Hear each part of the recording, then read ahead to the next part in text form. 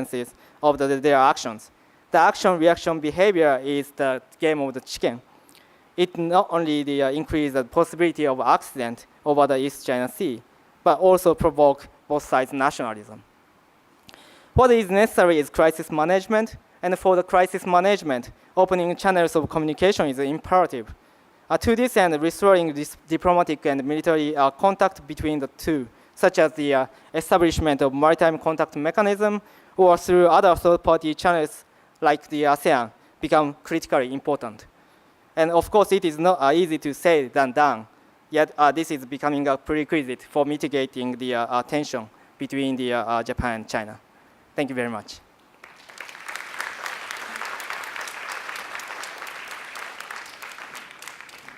Thank you very much, Professor Koga.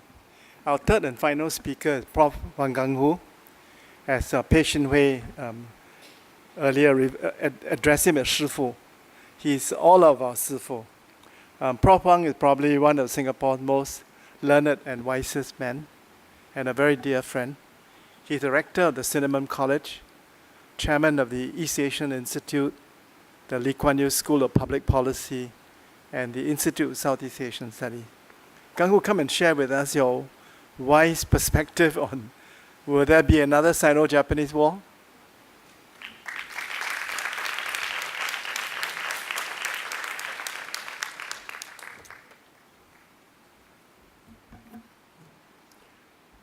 Thank you, Tommy, for inviting me. I was a little bit astonished to receive Tommy's invitation, because he somewhat assumed that as a historian, I could simply give a historical perspective, and that a historical perspective was necessarily neutral. The word neutral was particularly awkward.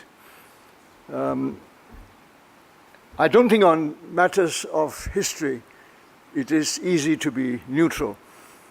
In fact, we had some examples tonight, many examples of historical events which have been quoted to illustrate what went wrong, lessons to be learned, warnings about signals and signs that warn us what to do and what not to do. All these are references to historical past, historical events, which we assume teach us something. Now, I am professionally a historian. I spent all my life studying the past, and I'm much more comfortable with the past than with the present. And I certainly don't believe I can predict anything. So, no predictions. But of course, historians enjoy predicting just for the fun of it. But don't take them seriously. They do it as a matter of practice, because in many ways, even when we study history, we often look at events when we know the actual consequences. We already know the end of the story. As historians, we try to reconstruct what happened, how did it lead to that particular ending. And so when we do that, we are also practicing a kind of predicting. In other words, at a particular point of time, when crucial decisions were made, could they have been made in a different way?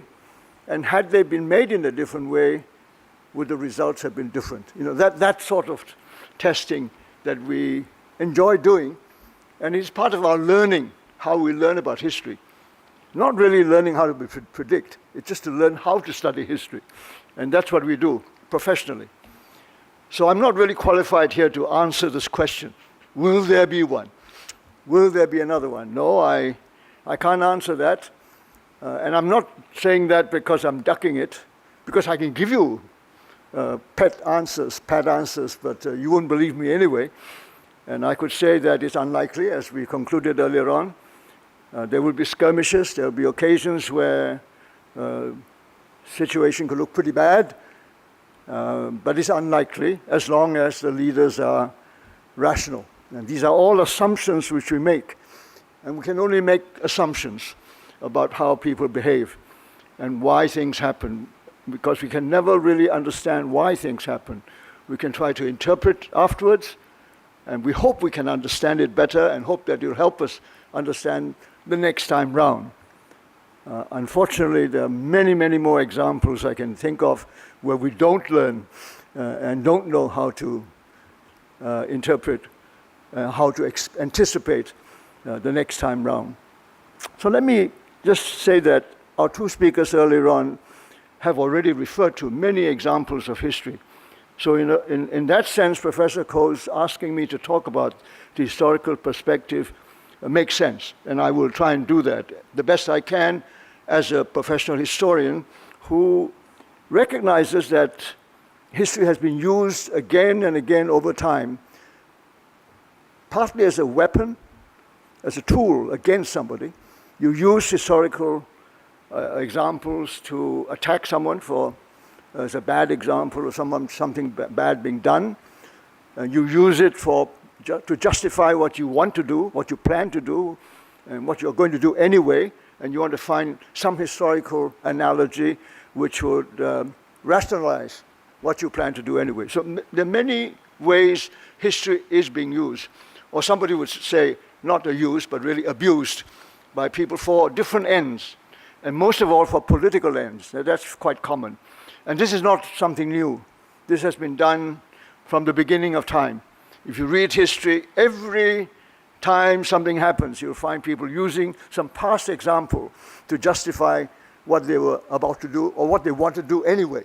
And nothing would have stopped them from doing it, but they want to find some historical example to make it sound a bit more reasonable and that it was justifiable, that sort of thing. So history has been used in that way a lot of the times, and we do know that. History as historical analogy is one of the most common uses of history, and one can only say that this will never end. It will continue to be done, and the only way to correct it, if one can correct it at all, is that the audiences know more history. That is probably the historian's dream, is that everybody knows as much history as the historians of the world. Well, that is simply impossible, frankly. And historians don't know enough history, frankly.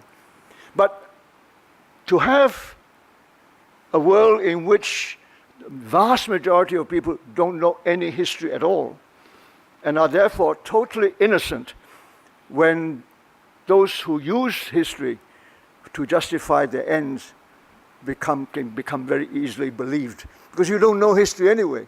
So if someone tells you, this is the reason why I'm doing it, the historical facts are there, and so on and so forth, you don't know enough to question whether he was justified or not. And I regret to say that throughout history, the vast majority of people know very little history and don't care. So when the time comes, it is extremely easy for people to use history and historical analogy to justify just about anything they want to do. And this is the sad part of the story. And while every historian would like to teach more history and want more people to learn about history, I think most historians are realistic enough to know that that is not going to happen. That the vast majority of people will always be victims of historical abuse in that sense, the abuse of history, using history to justify actions which may or may not be justified or justifiable. So that's the limitations of history. But let me leave it at that.